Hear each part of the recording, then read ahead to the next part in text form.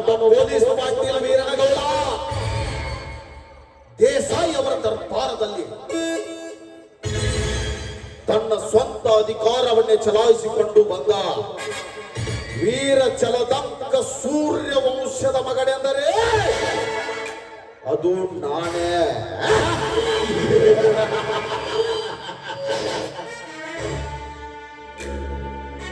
जला तो उसको आग, जलाने के बाद उसको राख कहता है. ए बंगला से वीरन गौड़ा निकला तो इस गांव का जागीरदार जागीरदार कहता है.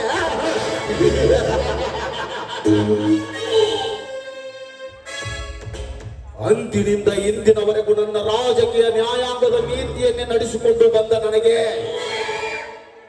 ಎದುರಾಳಿ ಎಂಬ ಯಾವ ಕುಣ್ಣಿಯೂ ಇಲ್ಲ ಈ ಊರಲ್ಲಿ.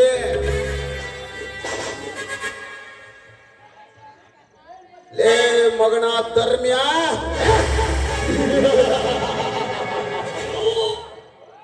ನಿನ್ನ ಅಣ್ಣ ತಮ್ಮಂದಿರ ಬೆಂಬಲದಿಂದ ನೀನದೆಷ್ಟೇ ಧರ್ಮ ಪಾಠವನ್ನು ಹೇಳಿ ನಿನ್ನ ಕೀರ್ತಿ ಬೆಳೆಸಿಕೊಂಡರು, ಮುಂದೊಂದು ದಿನ ಅದೇ ನಿನ್ನ ತಮ್ಮಂದಿರಿಂದ ಹಳಸಿದ ಅಂಬಲಿಯ ಮುಂದೆ ಕೈ ಒಡ್ಡುವಂತೆ ನಾ ಮಾಡದಿದ್ದರೆ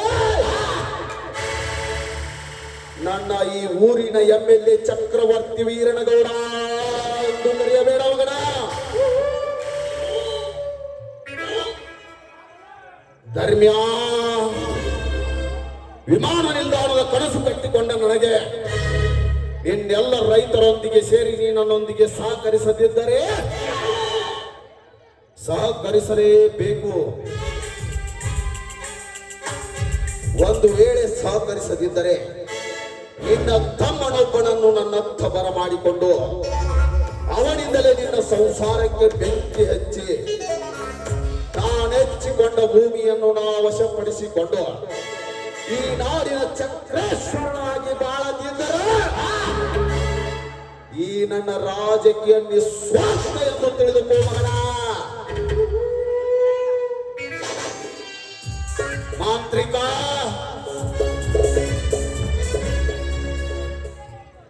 ಅದನ್ನೆಂದು ಬೇಗನೆ ಹೇಳಿ ಗೌಡ್ರಿ.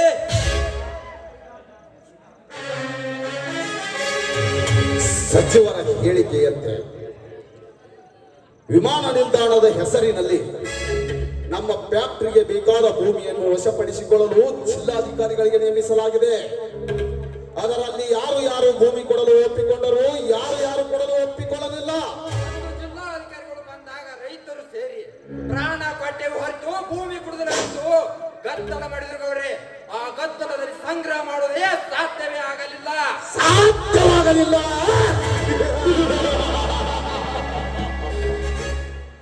ಸಾಧ್ಯವಾಗದ್ದನ್ನು ಸಾಧಿಸಿ ತೋರಿಸುವನಿಗೆ ಗಂಡಸು ಅಂತಾರ. ಆದ್ರ ನೀನು ಮಾಡಿದ್ರೆ ಮುಟ್ಟಾಳ. ಈ ಗೌಡನ ಬಲಗೈ ಬಂಟನೆಂದರೆ ಹೆಂಗಿರಬೇಕು ಗೊತ್ತಾ? ಎಂಟಾಳಿನ ಶಕ್ತಿವಂತನಾಗಿರಬೇಕು. ಆ ಶಕ್ತಿಗಿಂತ ಶಕುನಿಯ ಯುಕ್ತಿ ಉಪಯೋಗಿಸಿ ಕೆಲಸ ಮಾಡುವನಾಗಿರಬೇಕು.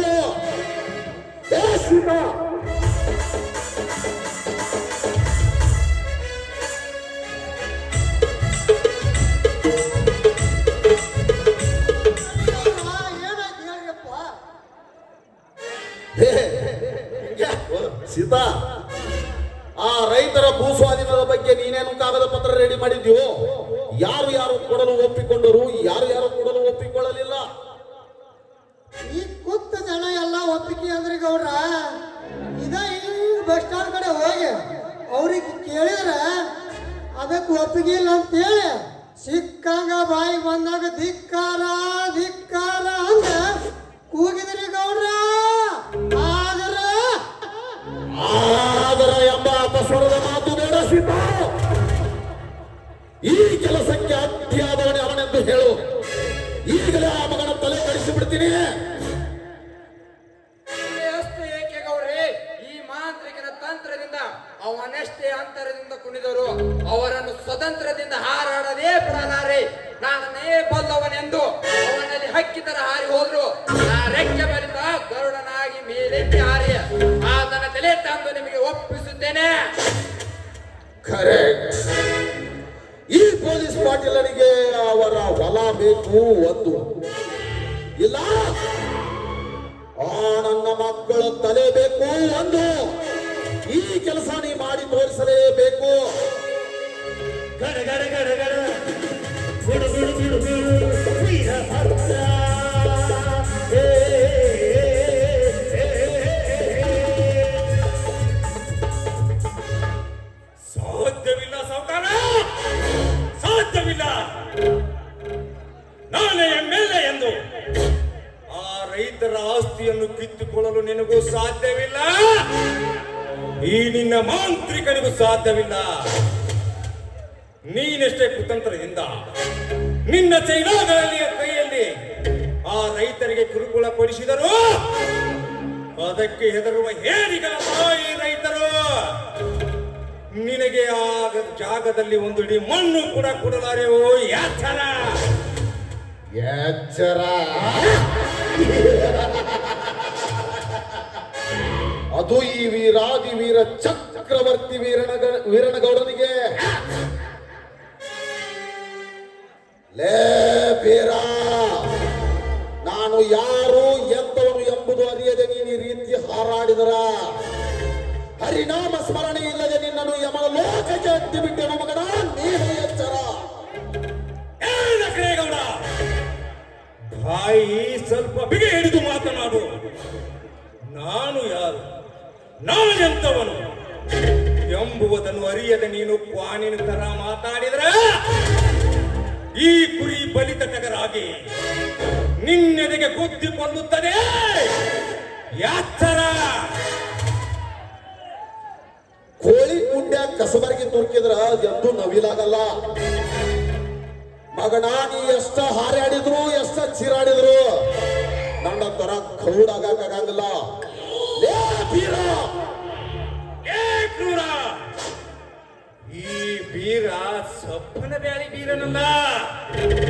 ಸಿಕ್ಕಂತೆ ಕುರಿ ಹಾಲು ಕುಡಿದು ತನ್ನ ಗಂಡದೆ ಬೆಳೆಸಿಕೊಂಡಿರುವ ಗಿಡ್ಡ ಮೆಣಸಿನಕಾಯಿ ಖಾರ. ಛೇ ಛೇ ಛೇ ಛೇ ಗೌಡ, ಯಾಕೆ ಮಾತಿಗೆ ಮಾತು ಬೆಳೆಸಿ ಕೆಲಸ ಎಲ್ಲ ಹಾಳು ಮಾಡ್ಕೋತೀರಿ ಗೌಡ್ರ? ಬರೀ ಸ್ವಲ್ಪ ಅಷ್ಟ ಪ್ಲಾನ್ ಮಾಡೋಣ್ರಿ ಗೌಡ್ರ. Good, very good. ನೋಡು ಬೀರ, ಆವೇಶದಲ್ಲಿ ಮಾತನಾಡಿ ಅವಿವೇಕಿಯಾಗಬೇಡ. ನೀ ನನ್ನೊಂದಿಗೆ ಸ್ನೇಹ ಗಟ್ಟಿ ಮಾಡಿಕೊಂಡರೆ ಈ ಊರಲ್ಲಿ ನಿನ್ನನ್ನು ಯಾರು ಮುಟ್ಟಿ ಮಾಡಿಸಬಾರದು. ಅಂತಹ ಶ್ರೀಮಂತನನ್ನಾಗಿ ಮಾಡಿಬಿಡುವೆ. ಅಲ್ಲಿ ಹೋಗುವ 300 ಎಕರೆ ಭೂಮಿ ನಿಂದು ಅಲ್ಲ, ನಂದು ಅಲ್ಲ. ಆ ಗೋಮಾಳಕ್ಕಾಗಿ ಇರುವ 400 ಎಕರೆ ಭೂಮಿ ನಿಂದು ಅಲ್ಲ, ನನ್ನದು ಅಲ್ಲ. ನೀ ನನ್ನ ಮಾತಿಗೆ ಒಪ್ಪಿ ನೀ ಹೂ ಅಂದ್ರ ನೀ ಎಷ್ಟು ಹಣ ಕೇಳ್ತೀಯೋ ಕೇಳ, ಈಗಲೇ ಕೊಟ್ಟು ಕಳಿಸಿ ಬಿಡ್ತೀನಿ.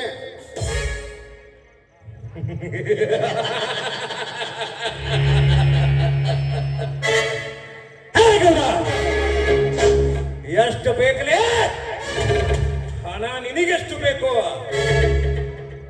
ಈ ನಿನ್ನ ಮಾತು ಕೇಳಿ ನಾ ನಗಬೇಕು, ಅಳಬೇಕು.